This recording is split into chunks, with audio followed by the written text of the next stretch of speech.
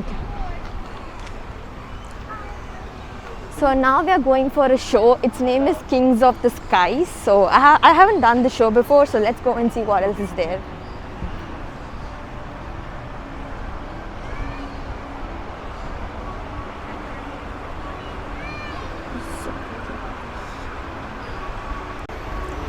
So now we came inside the amphitheater of the show. This place is called as Hawk Arena. It's kind of humid and precipitation, so the show might get cancelled, but hope for the best.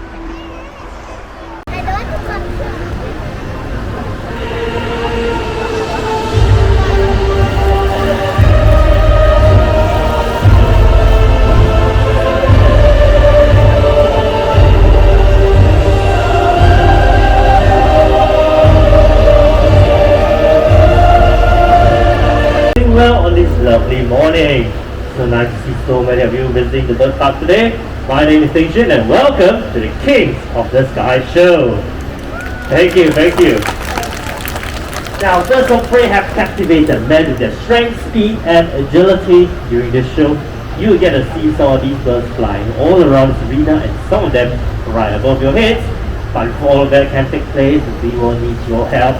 When the birds are flying very low above you, please do not try to reach out and touch them. This is for your safety and for our bird's safety as well, okay?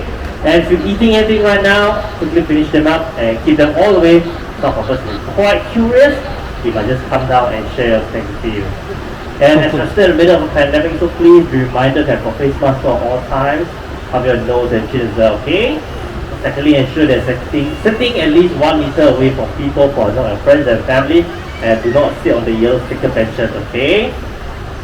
Now, I believe everyone has already checked in for Zoom Hawk Arena, so thank you all so much for that. Now, last and most important thing is, I know the sky is getting a bit darker and you can hear thunder already, right? So later on, I'll be going slightly a bit faster. And if we manage to finish the show without anything happening, okay? I will need everyone's help to just stay where you are first, okay? Don't move, don't stand up yet. My colleagues right up there will be guiding everyone to leave the area in a nice and orderly fashion, okay? So please remain seated and wait patiently for your turn, okay? Thank you all so much for patience and cooperation later on. Alright, and let's not wait any further. Let us begin!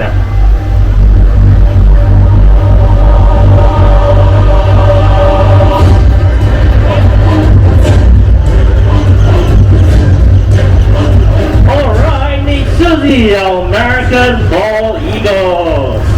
Thank you. Bald eagles are also the emblem for the United States of America, and they are the largest seagulls that we found in North America. You might be wondering, why is she called the bald eagle when she has feathers on her head, right? Well, it is because of two reasons. One is that the word bald is actually an old English word for white head. And number two, when these birds are flying high up in the sky, their head will camouflage among the clouds, giving them the appearance that they are bald, hence the name. Living near water sources, these birds are known to hunt for fish, but they can also feed on small mammals and even scavenge for dead ones as well. Now, Susie right here is already 24 years old and can live up to 45 years in captivity, and it's time for her to head back home now. Let's give her a big round of applause, everyone, for America's bald eagle. Thank you. So next up, birds of prey excellent sense of smell and they are able to detect the stench of rotting carcass from miles away. I'm talking about a vulture and to be exact, a turkey vulture. So let us take a look at Titan.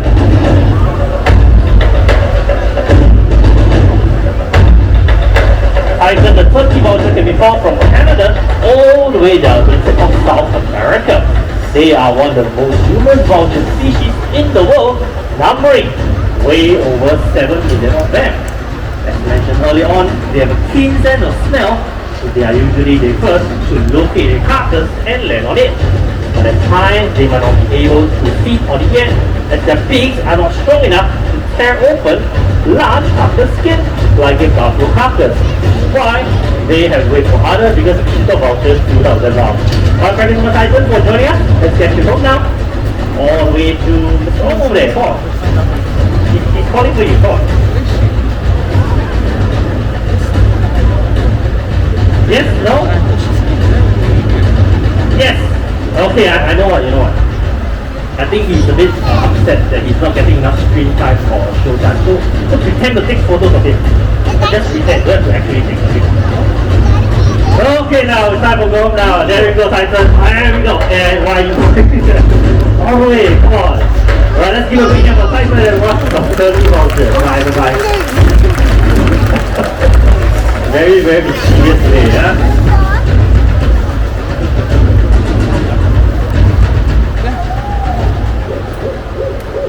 Can you hear that? Oh, what's that sound? Sounds like an owl is nearby, isn't it? Can you see the owl down here? Where is it? Where's the owl? I saw the owl. Yeah, some of you have very sharp eyes. The owl is right up there. Afternoon, the owl and Now in just a few moments, he will be making his way down, so please do not try to reach out and touch him. Wow, very low over his, isn't it? I'm pretty sure no one here was able to hear anything at all when he was making his way down. Now this is because owls have very soft edges at the tip of their wing feathers. This is why even when they flap those wings, there isn't any sound at all. But why do they need to do so? Well, owls are more rats and mice, and these rodents have an acute sense of hearing too, which is why the owls have to be very silent in order to sneak up onto their prey, pounce on them without being detected at all. That is why owls are also known as the silent hunters of the night.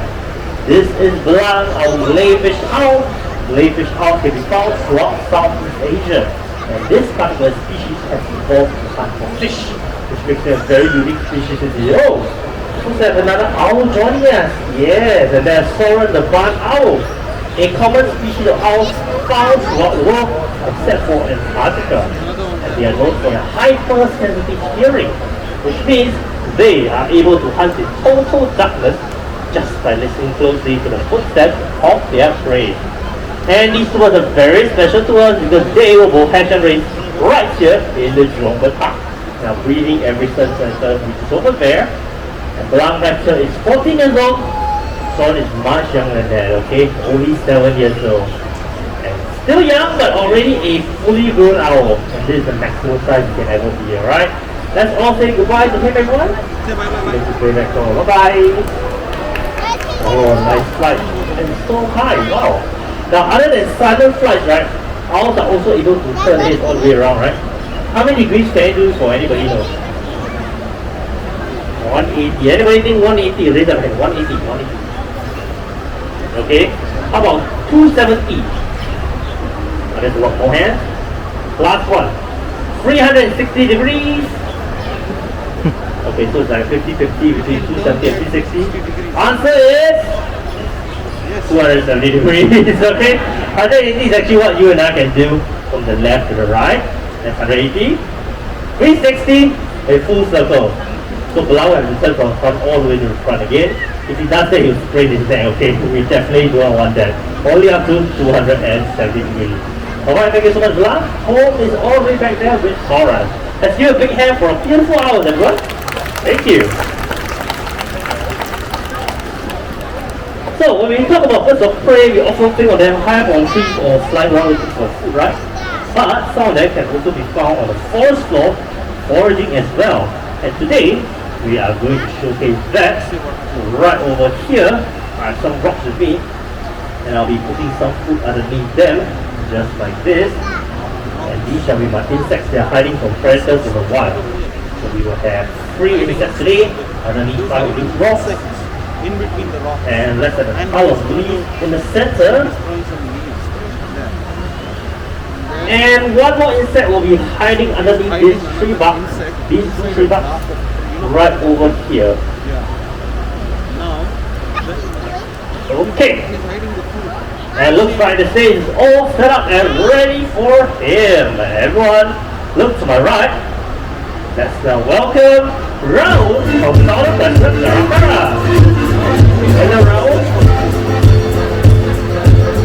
And he's going to use his feet to roll the rocks over and look for insects. There you go. Number 2 has been found.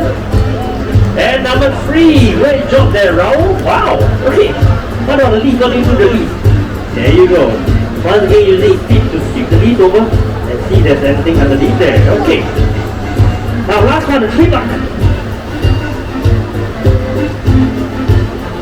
So this time around, use big to flip it over and get the food underneath it. Great job. Thank you, thank you. Now if insects were to take off and fly away, he's also able to jump and catch it. Just like that. But that's low, right? Let's try. Higher! Wow, wasn't that very high jump? Well done, Raul. Raul, very good. Raul right there is the southern president Carcara. They can be found in South America. And this year, he is already 20 plus years old. One of our seniors here in the bird pile, right? Thank you so much. Let's get you home to a cell. There we go. A big hand for Raul of southern president Carcara. Thank you, thank you. Okay, next up we'll be looking at a bird of prey who is able to snatch food from most ravenous and even insects in mid-air as well. And to demonstrate that, I will be using this stick and putting a piece of food right at the end of it. Just like that. And we will see our next star on the show flying from that side. And try to snatch it all, okay? So gentle reminder, he'll be flying very low above your head, so please do not try to reach out and touch it. If you're ready, look to the right. Let's now welcome Parrot! Whoa, look at that! I wasn't kidding, okay? He will fly very low above your head. Okay, Rado, here's number 2. Here it comes! Excellent catch! Wow! Rado really likes to show off, isn't it? Okay. Now he's also able to do something even more impressive. Here he comes! Excellent catch! Wow! And after seeing that, let's now welcome our team of brahminy.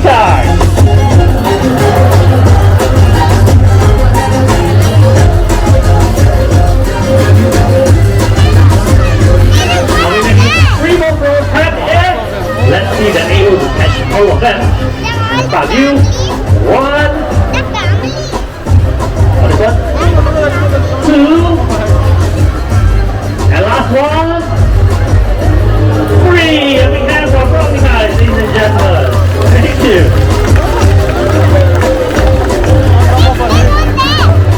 So these birds can be found in Australia, India, and Southeast Asia. And if you are visiting the coastal regions of Singapore, you can actually see them high on trees all flying around looking for their food. And if you want to have a very close look at the brahminy kites, you can actually look up and see one of them just floating right up. I'll head down to the Raptor retirement area, which is right behind you, and look for Caltex and Wally. They were previously in the show, but they have now retired and enjoy the rest of their life with our remaining staff of the show. Our ex-staff of the show in the Raptor retirement area. And joining them, we also have Rob Stewart, the Egyptian vulture, who's the oldest bird of prey they can find right here in the park itself. 50 plus years old, right? Very, very old. Remember to go down there and say hello to him later on. And let me just play a quick check. Do we have any more brahminy kites out here? Any more? Anyone see any more brahminy kites? If no one, we're clear, we can continue. Okay, it looks like we're clear. So, right here in the Jurong Park, we do our part in conservation and rescue. In fact, our next bird of prey making his way out was actually rescued and nursed back to good health by us. So let's take a look at scavenging of Himalayan vulture. These species can be found in the higher regions of the Himalayas and Tibet. And some migrating juveniles heading south happen to lose their way and have ended up in various parts of Asia. Ganges right here happens to be one of them. He was found weak and dehydrated along the shopping districts of Orchard Road. And that was back in 2005. We went out there to rescue him and nurse him back to good health. Now take a good look at him. Don't you think he looks very strong and healthy right now? Well, after all, he is a survivor. Alright, thank you so much Ganges for joining us. Let's get you home and make way for the rest of our friends, okay? All the way in, you know the way. Come on. Let's give a big hand for Ganges, our Himalayan vulture. Thank you. And with that, ladies and gentlemen, we shall continue.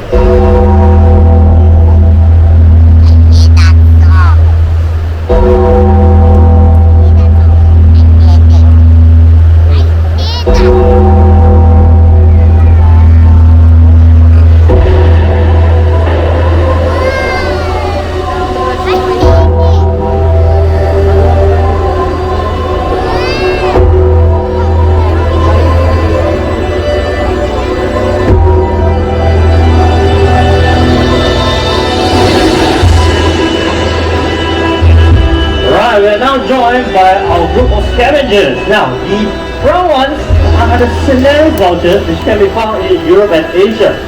The two taller ones are the vultures of Africa, and they are not considered vultures, but they can also be found coexisting together with them, feeding on the animals as well.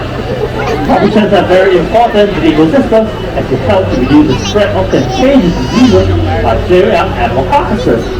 That is why they are also known as nature's killer crew. Unfortunately, many vulture species are rapidly declining in the wild due to threats such as poaching, deforestation, and even poisoning of carcasses. Fortunately for us, Mandai Wildlife Group is now working hand-in-hand with BirdLife International to help protect and conserve three critical vulture species in Cambodia.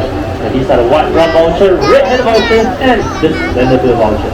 So let us all continue our efforts and support to help protect them from the brink of extinction. And with that, after having seen all these birds earlier today, I'm sure we can all agree that they certainly deserve and merit the title King of the Sky.